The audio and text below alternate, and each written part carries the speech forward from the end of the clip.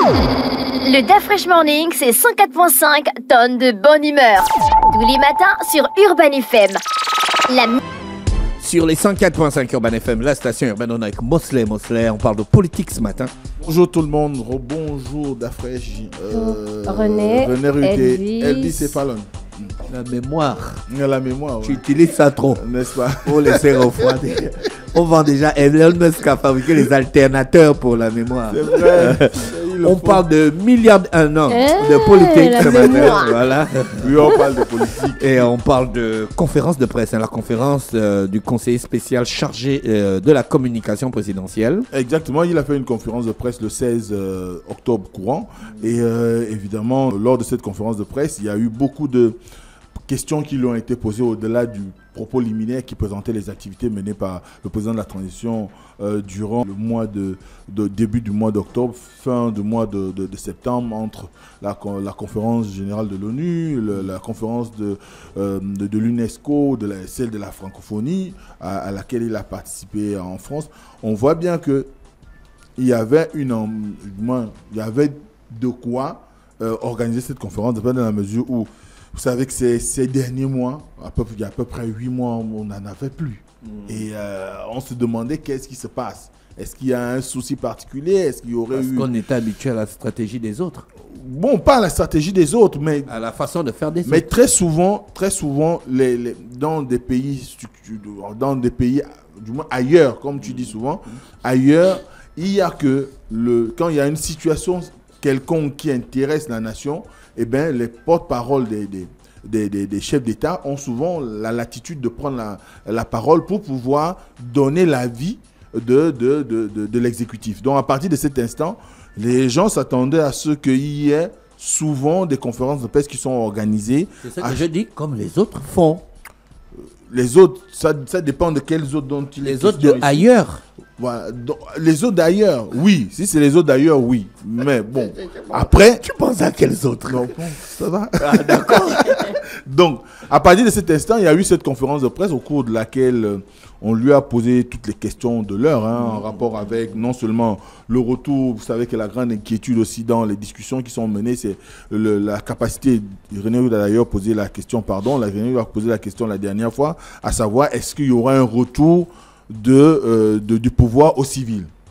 Et je vous invite à suivre la communication là-dessus, du moins la réponse à la question posée par Léo Mbeng de Gabon Media Time, par le conseiller chargé de la communication. À quel pouvoir appartenons-nous aujourd'hui, présentement? Un pouvoir militaire, n'est-ce pas? Si nous sommes dans un pouvoir militaire, la case élection nécessite qu'on puisse naturellement passer par les élections, donc une organisation des élections dans notre pays. Dès cet instant-là, le pouvoir revient naturellement aux civils.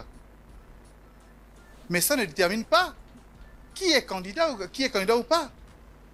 Dès l'instant où on quitte un pouvoir militaire par case élection, le pouvoir rendu aux civils, on considère que c'est rendre le pouvoir aux civils. Maintenant, on ne dit pas qui est candidat ou qui ne l'est pas. Là, encore une fois de plus, la Constitution va déterminer qui a le droit d'être candidat ou pas. Je ne sais pas si ça répond à votre préoccupation, mais c'est l'argumentaire qu'on peut servir. Rendre le pouvoir aux civils nécessite le retour à l'ordre constitutionnel, étant donné qu'actuellement, nous sommes dans un pouvoir militaire. Donc, on voit bien quand on essaie un tout petit peu de comprendre ce qui est dit, c'est qu'aujourd'hui, nous sommes sous l'ère de la transition menée par les militaires et que cette transition va s'achever avec l'organisation d'un scrutin.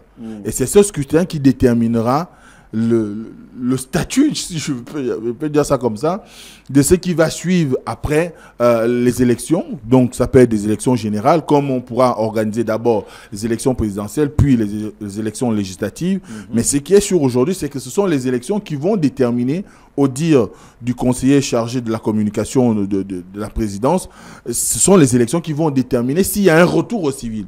Maintenant, ce retour au civil, c'est vrai que le fait il y a des supputations qui vont bon train en disant qu'il se pourrait que le président de la transition, qui est aujourd'hui militaire, pourrait troquer le treillis contre un costume. Général en costard. Voilà, général en costard, comme l'a si bien chanté notre frère Lord Delcas. Mais ce qui est sûr aujourd'hui, c'est que nous sommes véritablement dans une situation où beaucoup de personnes se posent cette question. Est-ce que le général Oligui aura à troquer, du moins à échanger son treillis avec un habit civil, si vous voulez, ou un costume?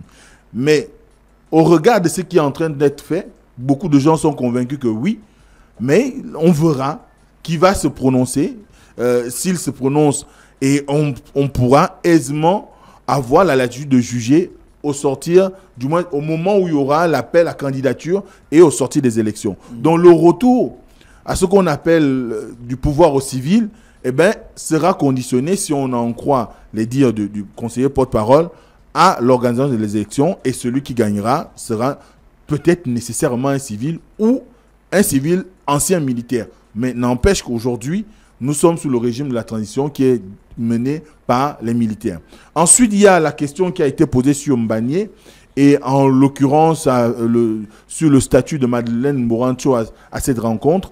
Et la question était de savoir qu'on a eu dans la presse pendant un bon bout, et même sur la toile, parce qu'il y avait eu une levée de bouclier. Et à partir de cet instant, beaucoup de personnes se posaient la question de savoir si aujourd'hui, Marie-Madeleine Morancho a conservé le statut de président honoraire de la Cour constitutionnelle. Alors que la Cour constitutionnelle elle-même avait jugé plus ou moins pas très orthodoxe la manière avec laquelle cette nomination avait intervenu. Donc à partir de cet instant, la question lui a été posée. On peut écouter l'extrait qui a été donné. Du Concernant Lynn Bagné, un conflit vieux de près de 50 ans.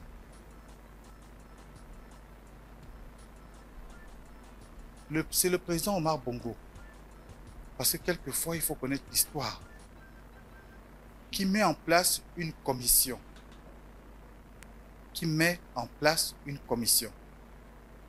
Et dans la commission, c'est le ministre d'État, Jean Ping, à l'époque, ministre des Affaires étrangères, qui était la tête de file de cette commission. Les travaux se suivant aux Nations Unies, il a fallu associer des juristes. Et parmi les juristes qui ont été sélectionnés, figure la compatriote Marie-Madeleine Morancho. Non pas en qualité de président de la Cour constitutionnelle. C'est important de le préciser. C'est important de le préciser. Et elle a fait partie de cette délégation-là entre 1995 et 1997, où elle a intégré la commission mise en place par Omar Bongo Ondimba. Si elle avait été nommée dans la commission en tant que président de la Cour constitutionnelle, hiérarchiquement, elle est au-dessus du ministre d'État Jean Ping. Elle aurait été la présidente de la commission. Mais ce n'est pas le cas. C'est parce qu'elle a été nommée comme bien d'autres personnalités. Feu Pambo Chivinda, Guy Rosatanga, qui n'occupaient aucune fonction à ce moment-là, ils ont fait partie de la commission. On suppose que c'est assez grave. Ce dossier est assez grave. C'est deux pays frontaliers qui disputent un espace. Et on ne peut pas, sur la base des ressentis comme ça, laisser des compatriotes qui maîtrisent un dossier sérieux, pour des raisons diverses, alors que le Gabon est menacé, dire que, bon, on ne peut pas y aller parce qu'on doit associer la commission également. Elle n'y était pas en tant que présidente de la Cour constitutionnelle dès le départ, elle n'est pas partie en tant qu'ex-présidente de la Cour constitutionnelle. Je pense qu'il y a quelquefois des abus ou des erreurs qui peuvent être glissées ci et là, mais elle est partie en tant que juriste gabonaise, qui en plus maîtrise le dossier. Ceci dit, quand on doit défendre le Gabon, toutes les patriotes, toutes les bonnes volontés sont appelées à pouvoir se battre pour la République. Et c'est le cas. Au lieu de regarder la qualité, la défense qui a été portée pour la partie gabonaise, on regarde le profit des uns et des autres. Qu'est-ce qui est important? Qu'on défende le Gabon avec tous ces fils qui sont prêts à aller au front pour protéger la patrie, son territoire, ou bien on regarde les querelles intestines ou les ressentis personnels pour pouvoir affronter une situation qui est assez grave. Il est important que le Gabon dépasse nos petits égos. Donc voilà, on comprend bien qu'aujourd'hui, si au moment où la commission avait été mise en place pour aller défendre la position du Gabon auprès du tribunal international, de la Cour internationale de justice, par rapport aux différends qui opposent le Gabon et la Guinée équatoriale sur Mbagnier, et que Marie-Madeleine Morancho y était allée comme simple juriste, parce que ça, personne ne peut lui dénier cette qualité. À partir de cet instant, le débat devrait être clos concernant le statut qui l'a emmené là-bas. Maintenant, après, on se retrouve quand même aussi dans un débat, peut-être que beaucoup vont considérer d'opposition ou de quartier, mais n'empêche que le simple fait qu'il y ait eu au moment des préliminaires lors de ces assises, on a eu une allusion au fait qu'elle était présidente honoraire de la Cour constitutionnelle, c'est ce qui a peut-être encore suscité tous les remous qu'on a enregistrés. Mais n'empêche qu'aujourd'hui, il est clair que si on doit défendre le Gabon, il est important que toutes les bonnes volontés, toutes les personnes qui sont quand même suffisamment outillées sur un sujet bien déterminé ou donné, on puisse les mettre en avant et qu'on puisse les amener à aller, on va dire, entre griffes en guerre pour pouvoir défendre l'intégrité territoriale du Gabon. Et c'est ce que les autorités de la transition ont fait en choisissant Marie-Madeleine Morancho comme membre de cette délégation qui était dernièrement à la Cour internationale de justice pour le différend qui oppose le Gabon et l'île Mbagnier. Ensuite, il y a eu la question sur le Parti démocratique gabonais qui a organisé son 12 mars. On va aller sur le deuxième chrono par rapport à celui qui est avant. Là aussi, on a pu suivre une explication qui, quand même, dénote de ce qu'aujourd'hui, il y a on peut dire une certaine lucidité dans le traitement des questions politiques dans notre pays, parce que on va d'abord l'écouter et puis on va revenir avant d'interpréter ce qu'il aura dit. Comme bien d'autres compatriotes appartenant à des organisations ou des mouvances quelconques ont librement choisi de soutenir le oui, comme d'autres ont décidé de soutenir le non. À partir de là, que voulez-vous qu'on dise si ce n'est pas de respecter la liberté des uns et des autres? Oui, donc, on voit bien que derrière, il y a le deuxième chrono. Oui, vas-y. On voit bien que derrière, il y a la volonté de dire que le PDG n'est pas allé sous la volonté, du moins, le PDG ne s'est pas exprimé sous instruction de X ou Y, mais le PDG a fait le même choix que l'ensemble des Gabonais aujourd'hui. Vous savez que de plus en plus, il y a ceux qui se prononcent en faveur du oui, comme ceux qui se prononcent en faveur du non. Et à partir de cet instant, on peut arriver à constater qu'ils ont fait le choix de soutenir le oui, donc le oui au référendum, et qu'à partir de là, il n'y a pas de grief qu'on pourrait leur faire dans la mesure où il y a la question du respect de la liberté de choix. On peut poursuivre. Le communiqué du CTRI disait quoi précisément? Il disait de ne pas utiliser abusivement l'image du chef de l'État. C'est ce que disait ce communiqué. L'esprit de ce communiqué, il est là, on peut tous le vérifier, il est disponible.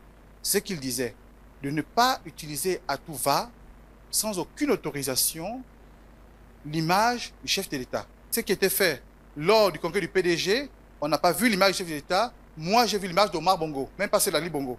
J'ai vu celle d'Omar Bongo. Je pense que nous avons tous les yeux et c'est vérifiable. C'est vérifiable. Nous avons tous vu l'image d'Omar Bongo, aussi bien sur les pagnes et les t-shirts, sur les grandes affiches et les grandes banderoles. C'est vérifiable. Le journaliste a un principe. Il parle des faits. Il parle des faits, pas des émotions, des faits.